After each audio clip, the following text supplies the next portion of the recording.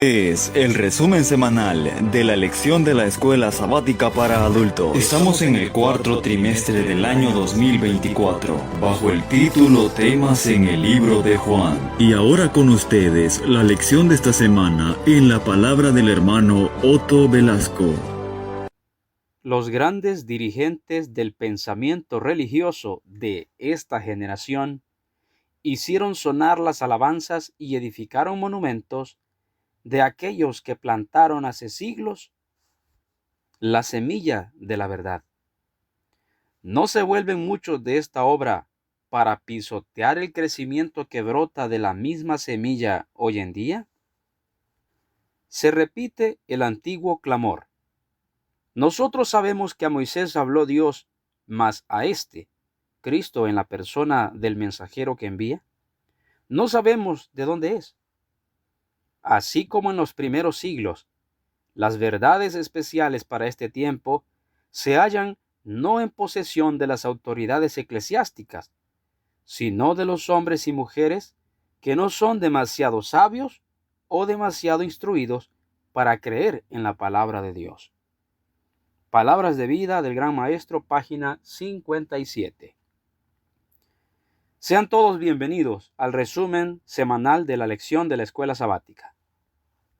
Estamos en la lección número 3 con el título La historia de fondo, el prólogo. En un libro, el prólogo es una pequeña introducción donde se hace una reseña para darle mérito y rescatar los valores o situar el contexto o las circunstancias del libro que se quiere presentar, de los temas que se quieren presentar. San Juan capítulo 1 es el prólogo de todo el libro, en donde presenta rápidamente algunos temas de los cuales se tocarán en todo el libro. Más que en cualquier otro lugar, el Evangelio de Juan proclama con audacia en todas las Escrituras, con claridad y poder, la verdad de que Jesús es Dios. Como Dios eterno, Jesús precede a la creación y a la eternidad misma. El discípulo amado profundiza en el tema de la divinidad de Jesús para iluminar la verdad cósmica de que el Verbo se hizo carne. Así como Moisés inicia el Antiguo Testamento afirmando la verdad de la creación, Juan hace la misma proclamación en el Nuevo Testamento. De esta manera, el tema de la creación y su creador, el Verbo, que es Dios, une ambos testamentos. Al cimentar su evangelio en la creación desde el principio, Juan proporciona un ancla teológica para todas las discusiones posteriores. Para Juan, el tema de Jesús como creador era vital, porque Satanás, el gran engañador, odiaba la verdad acerca de la divinidad de Cristo y de su igualdad con Dios. Hacia fines del primer siglo de nuestra era, oscuras herejías penetraron sutilmente en la iglesia. Los gnósticos cuestionaron la realidad de la divinidad de Jesús, sembrando la duda acerca de la encarnación. Este peligroso fenómeno se produjo aproximadamente 3 décadas después de la redacción de los evangelios sinópticos, que son los que dan un sinopsis de la vida de Jesús. En consecuencia, produjo desánimo entre los creyentes y afectó su espiritualidad.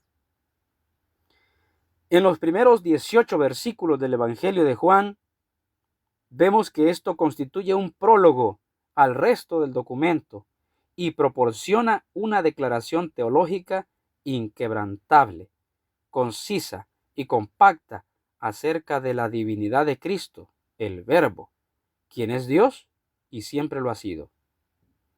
Él es el creador, el dador de la vida y de la luz.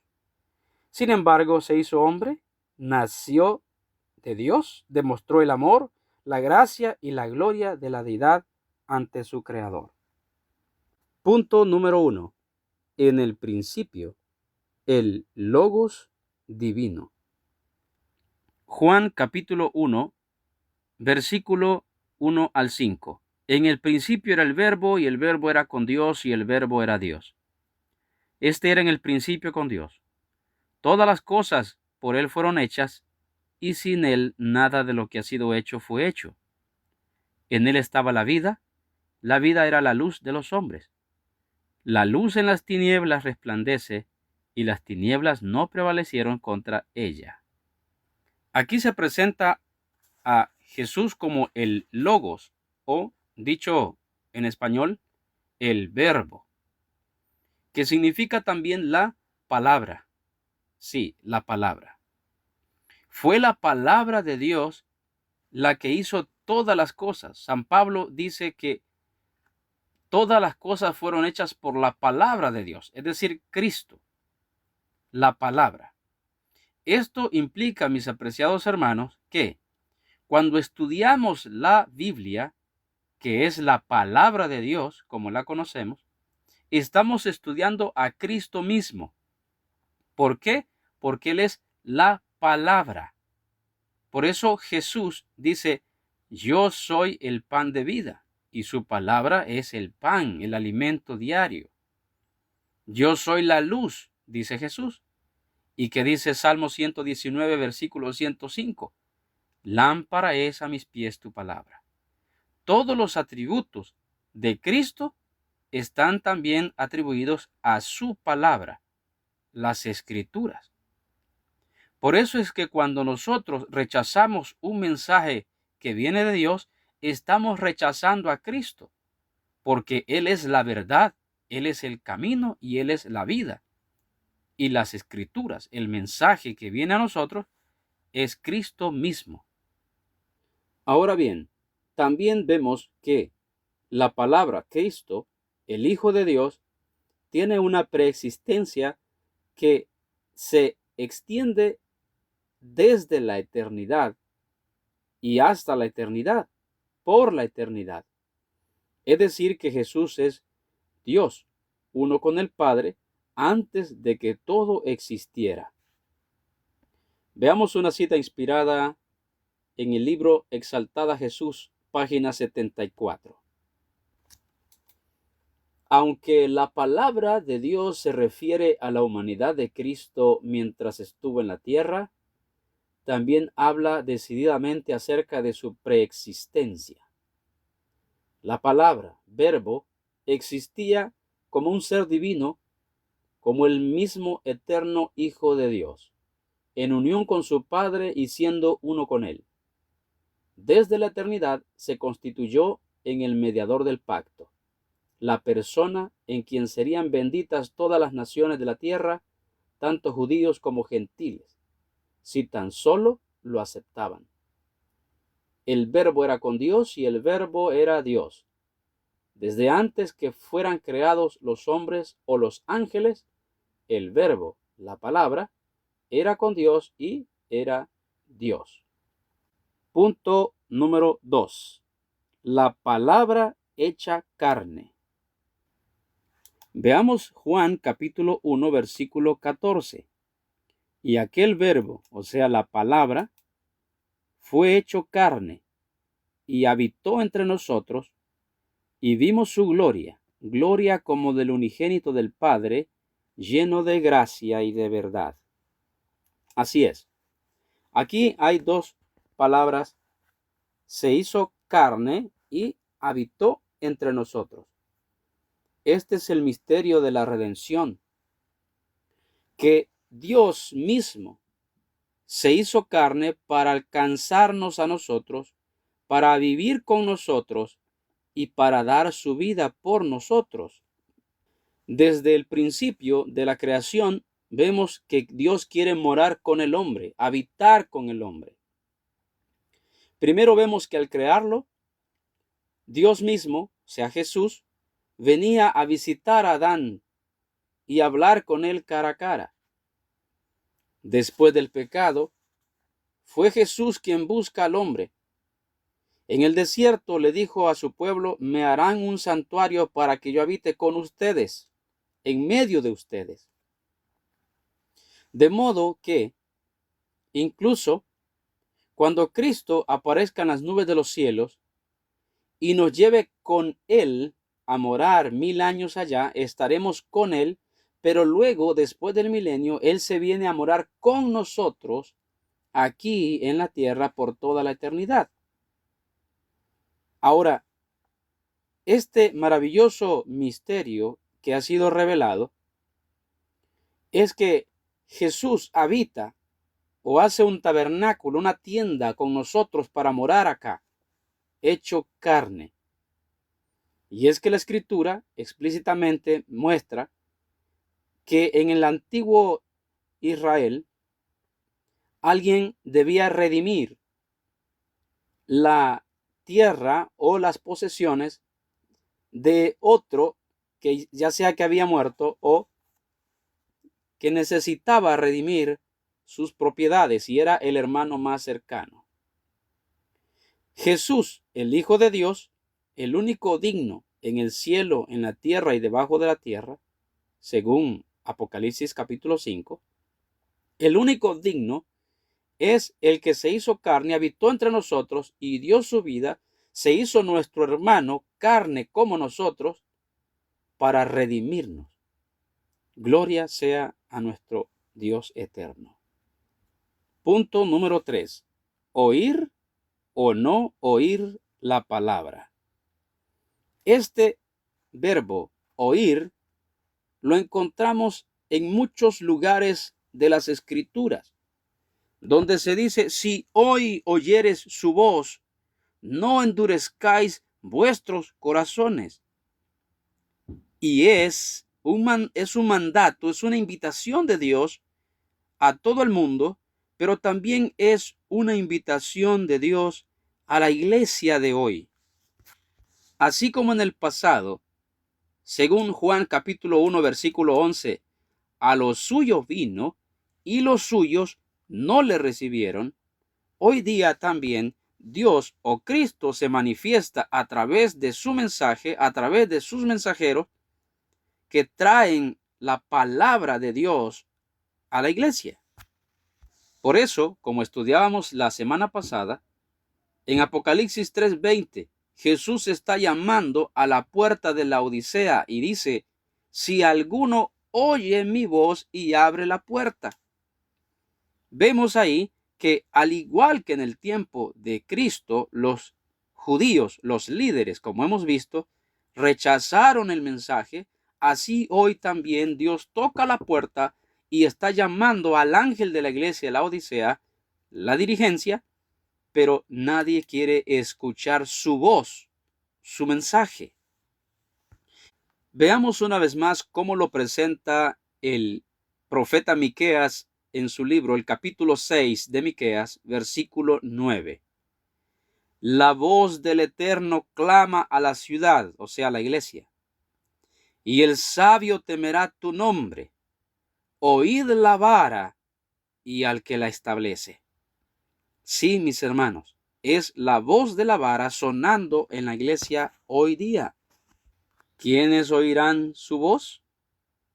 Pues gracias a Dios, como en el pasado, según Juan capítulo 1 versículo 12, mas a todos los que le recibieron, o sea, los que escucharon, los que creen en su nombre, los que creen su mensaje, les dio potestad de ser llamados hijos de Dios. Veamos una cita inspirada muy importante en el libro Testimonios Selectos, tomo 3, página 262. En los tiempos antiguos, Dios habló a los hombres por boca de los profetas y apóstoles. En estos días les habla por los testimonios de su Espíritu. Nunca hubo un tiempo en el que Dios instruyera a los suyos con más fervor que ahora en lo que respecta a su voluntad y la conducta que quiere verles seguir. Pero, ¿aprovecharán de sus enseñanzas? ¿Recibirán sus represiones y oirán sus amonestaciones? Dios no aceptará ninguna obediencia parcial, no sancionará ninguna transigencia con el yo. Punto número 4. Temas que reaparecen. Creer, no creer. Leamos un texto clave en San Juan, capítulo número 7, versículo 43 al 49. Hubo entonces disensión entre las gentes a causa de él. Y algunos de ellos querían prenderle, pero ninguno echó mano. Los alguaciles vinieron a los principales sacerdotes y a los fariseos, y estos le dijeron: ¿por qué no le habéis traído? Los alguaciles respondieron: jamás hombre alguno ha hablado como este hombre. Entonces los fariseos le respondieron: ¿también vosotros habéis sido engañados? ¿Acaso ha creído en él alguno de los gobernantes o de los fariseos? Mas esta gente que no sabe la ley, maldita es. Notemos el concepto de los líderes religiosos de aquel entonces. Según ellos, la gente ignorante, la gente que no sabe, según ellos, eran los que escuchaban el mensaje de Cristo. Pero según ellos, los eruditos, los grandes universitarios, los grandes teólogos de aquel entonces, no creían en Jesús porque, entre comillas, eran inteligentes. En otras palabras, como ayer, hoy, se dice el mismo clamor, que si alguno de los líderes, algún intelectual, algún teólogo ha creído en este mensaje, pero esa gente ignorante son los que creen. No, mis hermanos. En el tiempo de Jesús, incluso algunos gobernantes creyeron en él, pero ¿cuál era el problema? Veamos Juan capítulo 12, versículos 42 y 43. Con todo eso, aún de los gobernantes, muchos creyeron en él, pero a causa de los fariseos no lo confesaban para no ser expulsados de la sinagoga. O sea, el miedo era ser desfraternizado, porque amaban más la gloria de los hombres que la gloria de Dios.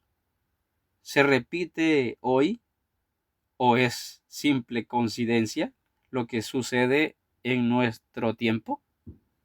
Veamos ahora una cita inspirada en el libro Testimonios para los Ministros, página 106. Pero guardaos de rechazar aquello que es verdad. El gran peligro para nuestros hermanos ha sido depender de los hombres. Los que no han tenido el hábito de escudriñar la Biblia por sí mismos o de pesar la evidencia, tienen confianza en los hombres prominentes y aceptan las decisiones que ellos hacen. Así muchos rechazan precisamente los mensajes que Dios envía a su pueblo si esos hermanos dirigentes no los aceptan. Nadie debe pretender que tiene toda la luz que existe para el pueblo de Dios. El Señor no tolerará esta condición. Él ha dicho: he aquí he puesto delante de ti una puerta abierta, la cual nadie puede cerrar. Aun cuando nuestros hombres dirigentes rechacen la luz y la verdad, esa puerta permanecerá abierta. El Señor suscitará a hombres que den a nuestro pueblo el mensaje para este tiempo. Testimonios para Ministros 106. Punto número 5. Temas que reaparecen. Gloria. En la oración que Jesús hizo en San Juan 17, dijo estas palabras: Padre, ha llegado la hora. Glorifica a tu Hijo, para que el Hijo te glorifique a ti. La gloria de la que se habla acá es la crucifixión. Y esto es parte del gran misterio de la piedad. En los tiempos antiguos, morir clavado en un madero era la peor vergüenza que un criminal podría sufrir. Pero para Dios, para Jesús, el Hijo de Dios, la mayor gloria de él estaba en su mayor vergüenza. Se humilló hasta lo sumo y Dios lo exaltó, el Padre, hasta lo sumo. Veamos otra cita inspirada en el libro Cada día con Dios, página 234. Oh, qué ansias tenía Cristo de salvar a los perdidos. El cuerpo crucificado en la cruz no claudicó de su divinidad, de su poder de salvar por medio del sacrificio humano a todos los que aceptaran su justicia.